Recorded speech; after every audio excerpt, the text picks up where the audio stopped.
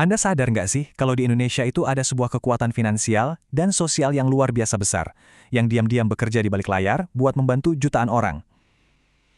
Nah, kekuatan ini asalnya bukan dari dana pemerintah atau investasi perusahaan raksasa loh. Ini adalah zakat, sebuah sistem kedermawanan yang ternyata diorganisir dengan cara yang mungkin nggak pernah kita bayangkan sebelumnya. Yuk kita telusuri bareng-bareng. Oke, kita mulai dari angka yang satu ini. 327 triliun rupiah. Ini bukan anggaran belanja negara ya, tapi estimasi potensi zakat tahunan di Indonesia. Angka yang gede banget kan?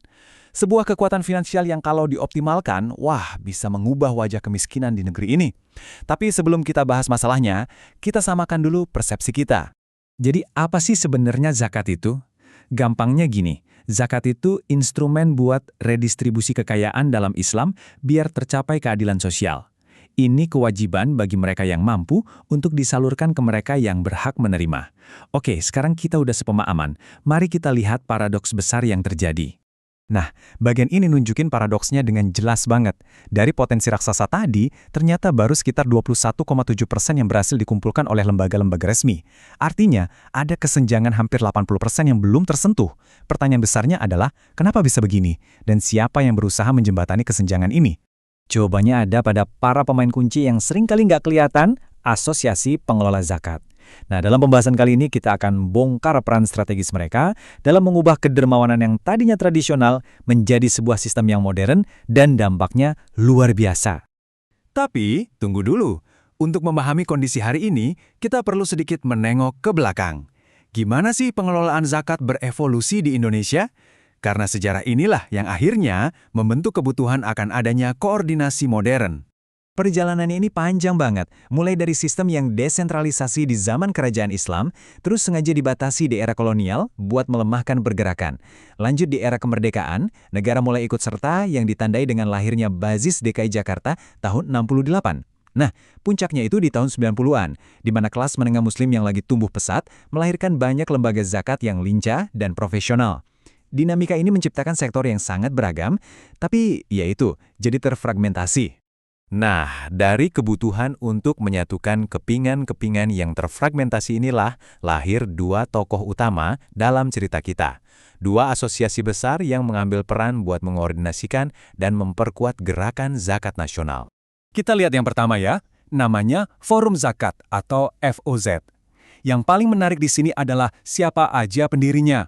Ada perwakilan dari lembaga masyarakat kayak Dompet Duafa, ada badan pemerintah kayak Bazis DKI, sampai unit pengelola zakat dari BUMN dan perbankan.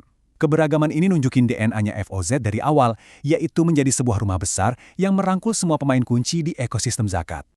Terus ada juga Poros. Kalau FOS itu ibaratnya rumah besar untuk semua, Poros ini fokusnya lebih spesifik. Ini adalah wadah buat lembaga zakat yang berafiliasi sama organisasi masyarakat atau ormas Islam terbesar di Indonesia, kayak NU dan Muhammadiyah. Tujuannya apa? Buat mensinergikan kekuatan filantropi yang udah mengakar di basis massa ormas-ormas ini. Jadi, mereka ini nggak bersaing ya, tapi justru saling melengkapi di ekosistem yang sama. Jadi, sebenarnya apa sih yang mereka kerjakan?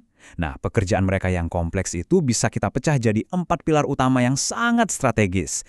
Inilah cara mereka menciptakan nilai bagi seluruh gerakan zakat di Indonesia. Pilar pertama, dan ini mungkin yang paling fundamental, adalah membangun profesionalisme. Jadi asosiasi ini bekerja keras buat mengubah citra pengelola zakat, atau yang disebut AMIL, dari yang tadinya cuma sekedar relawan, menjadi sebuah profesi yang diakui, kompeten, dan bisa dipercaya. Dan ini bukan cuma wacana loh, mereka benar-benar membangun jalurnya secara sistematis. Dimulai dari mengidentifikasi kompetensi apa aja sih yang dibutuhkan seorang AMIL modern, terus kompetensi itu dikembangkan lewat pelatihan terstruktur di lembaga seperti Sekolah AMIL Indonesia. Nah, puncaknya, para AMIL ini dapat sertifikasi resmi dari negara melalui BNSP atau Badan Nasional Sertifikasi Profesi. Intinya apa? Legitimasi inilah yang membangun kepercayaan publik. Pilar kedua adalah peran mereka sebagai advokat dan bisa dibilang penjaga gawang. Dalam dunia yang penuh dengan regulasi, mereka ini jadi jembatan antara para praktisi di lapangan dengan pemerintah. Mereka berdiri di garis depan buat memastikan kebijakan yang dibuat itu adil dan nggak malah menghambat partisipasi masyarakat dalam berbuat baik. Contoh paling kuat dari fungsi ini adalah waktu mereka mengajukan uji material Undang-Undang Pengelolaan Zakat ke Mahkamah Konstitusi. Argumen utama mereka, seperti yang bisa kita lihat, adalah untuk menjaga keseimbangan antara peran negara lewat Basnas dengan peran masyarakat lewat LAS. Mereka berjuang supaya partisipasi masyarakat tidak dipinggirkan oleh birokrasi. Ini bukti nyata fungsi mereka sebagai garda terdepan independensi gerakan zakat. Pilar ketiga ini soal sinergi. Coba bayangin, kalau setiap lembaga bergerak sendiri-sendiri, dampaknya pasti terbatas kan? Nah, asosiasi ini bertindak sebagai pengganda kekuatan, terutama pas lagi ada krisis. Mereka mengoordinasikan respons kolektif berskala besar, memastikan bantuan nggak tumpang tindih, dan bisa menjangkau lebih luas secara efisien. Biar lebih kebayang kekuatan sinergi ini, kita lihat angkanya.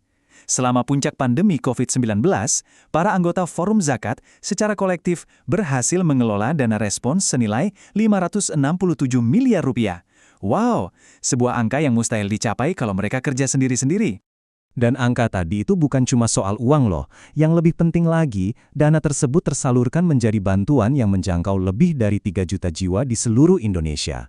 Ini gambaran yang brilian banget tentang gimana koordinasi bisa melipat gandakan dampak kemanusiaan. Pilar terakhir, dan ini bisa dibilang fondasi dari semuanya, adalah menjaga kepercayaan. Asosiasi berperan sebagai penjamin mutu bagi masyarakat dengan mendorong transparansi, audit, dan penegakan kode etik. Di era di mana kepercayaan adalah aset paling berharga, fungsi ini jadi sangat krusial. Caranya gimana? Mereka mengawal sebuah kerangka kerja yang jelas dan didukung pemerintah yang disebut 3 aman. Pertama, aman syar'i, artinya pengelolaan dana harus sesuai kaidah Islam. Kedua, aman regulasi, artinya patuh sama semua hukum dan perizinan negara. Dan yang ketiga, aman NKRI, sebuah jaminan kalau dana umat nggak akan pernah disalahgunakan buat terorisme atau kegiatan yang merongrong negara. Nah, semua pekerjaan ini tuh nggak dilakukan secara serabutan loh. Semuanya adalah bagian dari sebuah rencana strategis jangka panjang. Sekarang, mari kita lihat bagaimana semua ini membangun sebuah visi besar untuk masa depan. Dokumen ini namanya Peta Jalan Zakat Indonesia 2045. Ini bukan cuma dokumen internal asosiasi ya, tapi sebuah cetak biru yang disepakati oleh seluruh pemangku kepentingan zakat di Indonesia. Tujuannya menyatukan langkah mereka menuju satu ambisi bersama. Dan tujuannya ini ambisius banget. Mereka membayangkan sebuah era keemasan zakat, di mana zakat jadi kontributor utama pengentasan kemiskinan. Mereka juga berkomitmen menyelaraskan program dengan target pembangunan global atau SDGs, melakukan transformasi digital total, dan yang paling berani, menjadikan Indonesia sebagai pusat rujukan pengelolaan zakat bagi seluruh dunia. Jadi, setelah melihat semua ini, kita kembali ke pertanyaan besar di awal kan? Bisakah sebuah instrumen amal yang akarnya dari tradisi ribuan tahun, tapi ketika dikelola dengan strategi, profesionalisme, dan visi modern, benar-benar menjadi salah satu pilar utama dalam membangun masa depan sebuah bangsa? Jawabannya sedang ditulis hari ini oleh para pengelola zakat di seluruh Indonesia.